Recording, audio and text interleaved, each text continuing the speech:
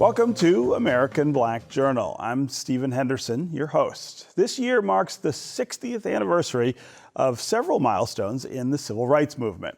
The Selma to Montgomery marches, President Lyndon Johnson's "We Shall Overcome" speech, and the passage of the Voting Rights Act. They all took place in 1965. Now, a major piece of that history has arrived at the Henry Ford's Greenfield Village, the Selma, Alabama home that served as a sanctuary and strategic hub for Dr. Martin Luther King Jr.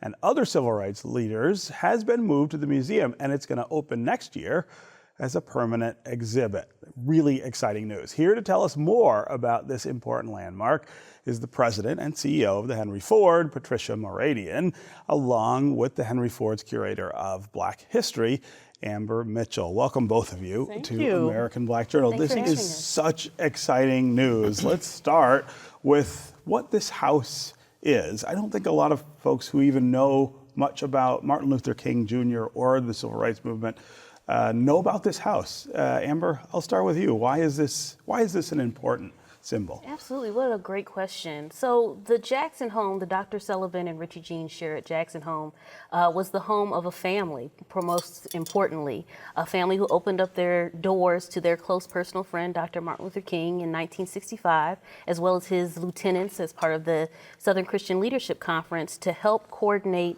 what became the Selma to Montgomery marches of 1965 and help plan out the Voting Rights Act. Essentially, what this family did is take it on the chin, essentially, for a lot of Americans during this time period, welcoming in this person who was a great friend to them, but for many others was public enemy number one. This is him also coming on the backs of many other organizers that are already there in Selma. But I think what makes this story really interesting and really rich is that it's a story of an ordinary, everyday family who did something extraordinary, but also it allows us to talk about this really interesting intersection of justice, family, and community, all under the lens of American citizenship. Yeah, and now it's ours. It's in our community permanently, right? It is. We got a call from Joanna Jackson. Joanna is the daughter of Dr. Sullivan Jackson and Richie Jean Jackson, and she's the only child, and she wanted to preserve this house in perpetuity. Her parents had since passed. She doesn't live in Selma, and she grew up in this home. She understands the significance, and her family, an incredible story, not just what they did, as Amber said, but that they preserved the things that were there from that time period. They understood the significance of it. And Joanna made a promise to her parents that she would do whatever she could to preserve the stories of the home. Yeah. And she did for many years on her own. She would travel back and forth, meeting visitors and giving them tours. And pretty much out of the blue, we got a call from Joanna in February of 22. And she very passionately explained the significance of this home and what her ideas were to preserve it. And she basically said, Patricia, this home belongs in Greenfield Village. And, we took it from there. Yeah. And we really did a lot of homework and a lot of research. So it didn't actually leave Selma until the end of 23. And now it's being restored in Greenfield Village. Yeah.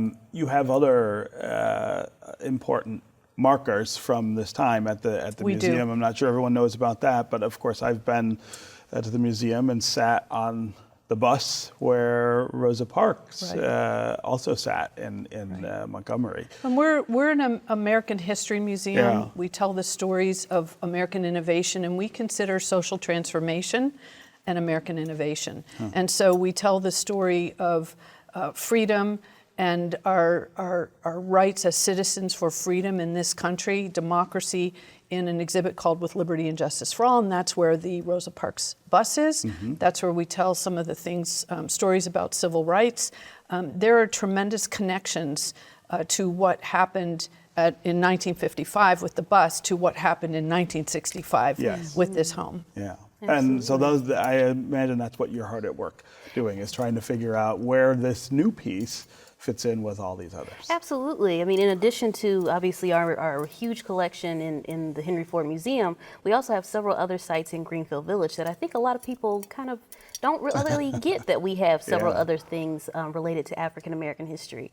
And so between Susquehanna Plantation way at the far end of Maple Lane in Greenfield Village to what's now the home of the Jackson home, we're able to tell nearly 200 years of African American history on one lane in one institution, which in a variety of different stories, which is very exciting. I think it's really awesome with the Jackson home in particular that it allows us to tell a much more recent story than I think any other place in Greenfield Village has. Our period of significance is 1965, so this house is going to have a TV in it. This house is going to have electricity. This house is going to be decorated for Christmas, how a lot of people still have that living memory of. So it's really exciting in multiple ways, on top of being able to talk about this important event as it relates to American history, and again, an African American family that is a professional family that comes from a professional class of people, and it looks a little bit different than I think for a lot of our visitors in understanding the diversity that is African American experiences. Yeah. You're talking about the things that have been preserved, that she's the daughter has spent a lot of time making sure they're preserved. What are some of those things? Absolutely. So, it is a wonderful treasure trove, to be honest.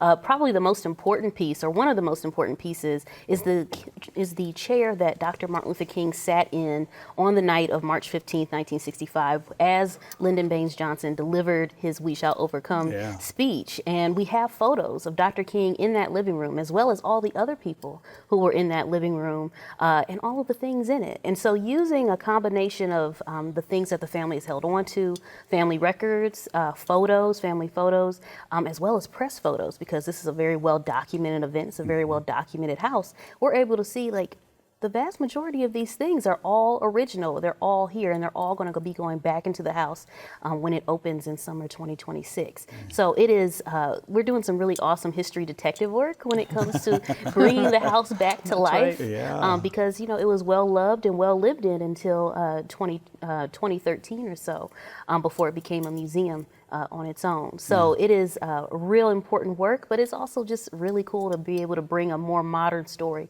to Greenfield Village. And the fact that the family knew the significance and saved all these things, they saved these things. We've even found, for instance, if they recovered or reupholstered a chair, they saved the original fabric underneath. So we're finding the fabrics that were used, we're finding wallpaper on the walls. It's an incredible history that's coming to life, and our curators and our conservators, like Amber just said, they're like detectives, and they're matching up the treasure trove of photographs with the things that we're finding in the collection, because when we moved the house, everything came with it. Right. Exactly. And I will say, we also, you know, have the awesome opportunity of having Miss Richie Jean's voice. She wrote a book about her family's experiences in the home, called The House by the Side of the Road. And if you want to know what our interpretation is, just pick up that book, because she walks us through every room. She walks us through that whole time period. And we don't often get to have a narrative of not only the person who lived in the house and experienced this, but also their daughter who also was there. She was there. She was a little girl. So the very first meeting we had with her, and we were on a Zoom call because it was still kind of that COVID time period, right? So we did a Zoom call, and she was referring to her Uncle Martin, and it took me a second. I thought, wait a minute. She's talking about Martin Luther King. That's my Uncle Martin. So there are some wonderful pictures, and she has a lot of very, very fond memories of Dr. King and a lot of the people that were in her home during that time period. But it was also a scary time for them. So you know, you describe this moment where she just kind of reaches out to the Henry Ford and says, "This is the place that I think this should be." I mean, that's such a testament to the museum's power across the country, not just here in Southeast Michigan. Well, my first question was, how did you find out about us? How did you know about us? And she actually had some friends that were working with her that were in the museum research area and curatorial area, and they were doing a little digging. But there was an interesting story. She was giving a tour to an attorney who works in the civil rights world in Washington, D.C. And he had brought some of his students down. He teaches too. And they toured the house in Selma, and he pulled her aside and he said, "This house belongs in Greenfield Village." So he whispered this to her a few years before she called us. Wow. And it got her thinking. And then her curator colleagues also did some research.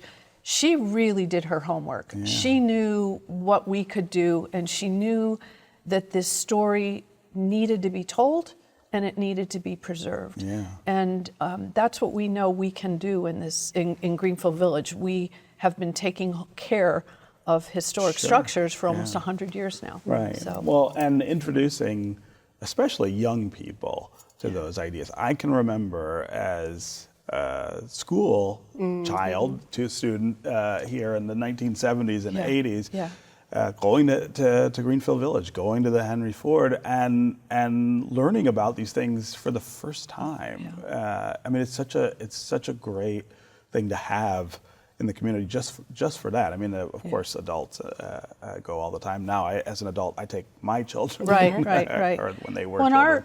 our job is to tell good public history. Yeah. Our job is to tell history as fact. But what we really are interested in is the future. Yeah. So the future is important, and our real mission is to use these incredible artifacts, these incredible stories of innovation, of ingenuity, of resourcefulness, people's resourcefulness, in order for people to connect the dots. This is going to open in summer of 26. Talk about what that day will be like for you and the other curators. Sure. So I think for all of us, curatorial, collections, marketing, interpreters, visitor services, we all are going to be extremely, not only just excited, but a little exhausted because, the work is intense. And we are, using our very specific skill sets to make sure that not only are we doing this history right in terms of interpreting it, but that we're telling a story that the Jacksons can be proud of. That we, when we open up the doors, when Miss Joanna, most especially to me, walks in, that she feels like, yep, my mom is here. Yep, my dad is here. And that their stories are being stewarded in the right way. And so it is a real humbling experience. It's a proud experience. And we are so excited to be able to share this story into perpetuity with the world at a time where it can't be even more relevant. Patricia and Amber, congratulations Thank you. on this project. It's going to be amazing. But thanks for being here on American Black We're Journal. so honored to not only be here, but to bring these stories to life. Thank you. Thank you.